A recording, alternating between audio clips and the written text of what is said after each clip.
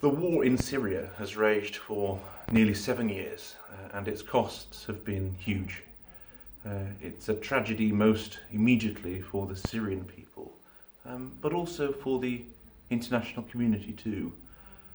Important powers like Russia and the United Kingdom, who take our international responsibilities seriously, have struggled, frankly, to agree on how best to help end the conflict. But I think that Moscow and London agree on more than some people may think. Both of us, for example, recognise that we need a political settlement to end this war.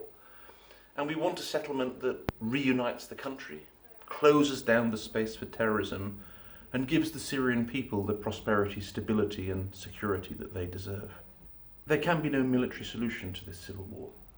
Russia is concerned about Syria's political stability, and so are we. That's why the UK believes that serious political reform is essential. And international partners will not help fund the massive reconstruction bills that are necessary without any evidence of serious reform and political transition. But to reach that political settlement, both sides are going to have to enter negotiations in good faith. And regrettably, I saw myself in Vienna last week, the Assad regime refusing to engage constructively on this, despite Russian efforts to encourage them to do so. This has to change. So the UK welcomes Russia's recent efforts to drive forward a political settlement in Syria and its recognition of the primacy of the United Nations Geneva process.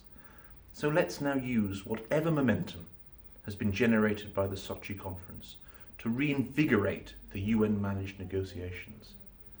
But this requires Assad to cease his obstructionism. A regime that uses chemical weapons on its own people does not deserve the protection of a responsible P5 Security Council member. So we look to Russia to work with the United Nations and international partners and to use its formidable strength and influence to bring Damascus to the negotiating table and to end this conflict once and for all.